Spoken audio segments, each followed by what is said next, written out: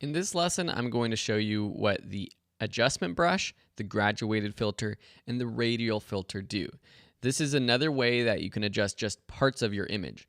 I've added this file to your folder, which you probably already have now. It's the Photoshop 9 file, which will be a good example, especially for the graduated filter. So let me just quickly make an adjustment to the exposure. If you want to follow along, go ahead. I'm just boosting the exposure by 2.4 or so. So let's first start with this graduated filter.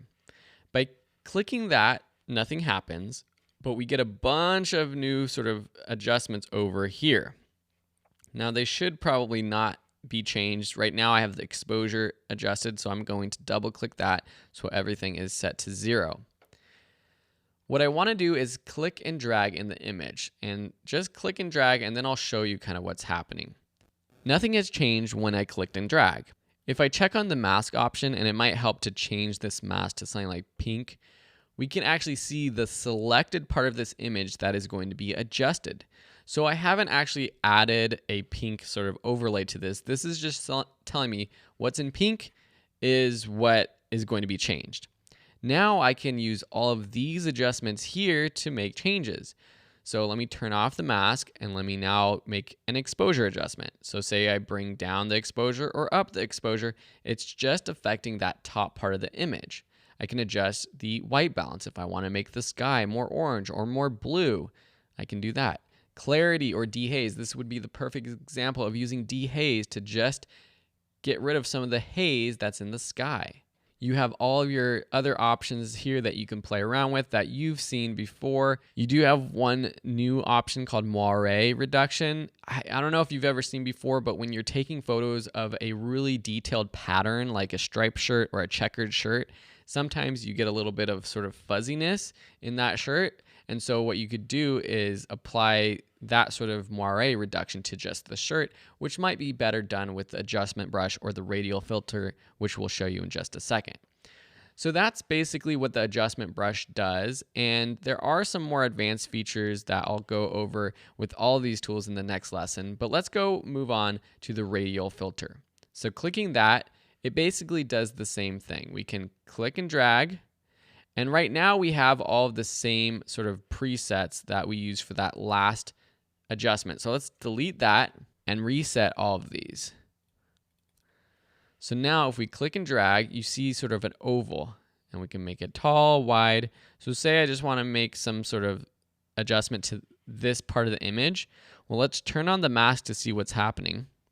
Well, it's actually selecting everything outside of the circle. So we want to go down here to this effect option and choose inside. You also have a feathering, which sort of blends the adjustment in with some feathering. So now if we turn off the overlay, you can also turn off this overlay button down here to not see this circle if that helps.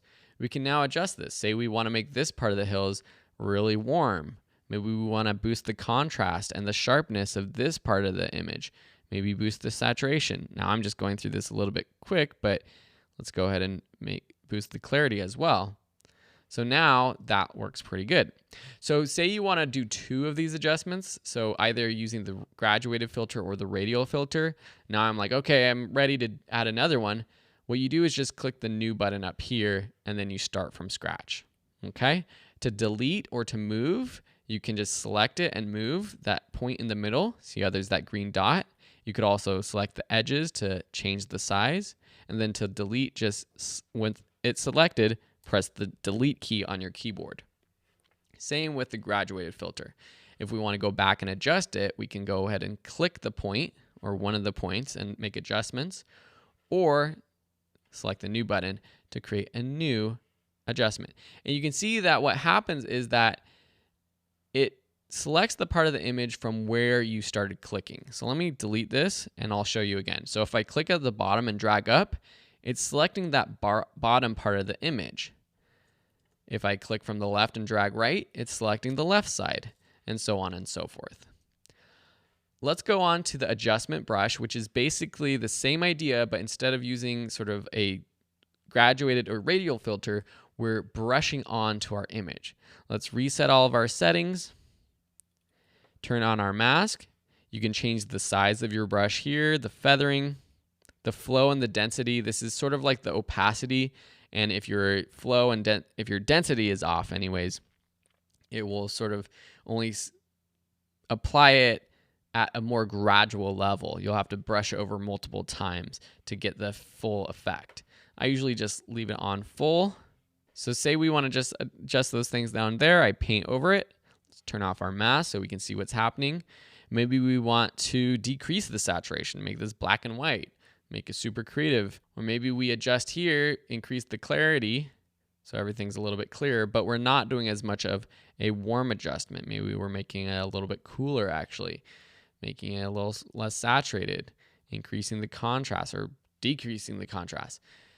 You're making an adjustment based off of where you brush. Now, if I continue to brush, it will continue to make adjustments wherever I brush, unless I click the new button so that I have a completely brand new brush that I can make new adjustments to. So let me delete that. Let me delete this brush as well. Let me just show you what happens if the density is down below.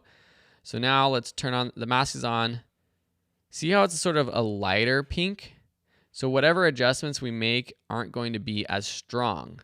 So let's turn off the mask so you can see that I've brought my exposure down really far, but it's not really affecting it that much. But I can continue to sort of paint over it, and it will continue to make it darker and darker and darker until the density of what I'm brushing is basically up at 100%. Or you can increase and brush again, and it does it right away. So think of sort of the density as how opaque your brush is. Flow works in a similar way. I've increased flow all the way to 100%. We've got our mask down here on so we can see what I'm doing. See, it's sort of like a complete big paintbrush. Now if I decrease the flow all the way, paint on, you barely get it. So this is great for making really subtle minor adjustments. Sometimes I'll use this brush adjustment to increase the exposure of just faces on a portrait or in a group photo. That seems to work really well.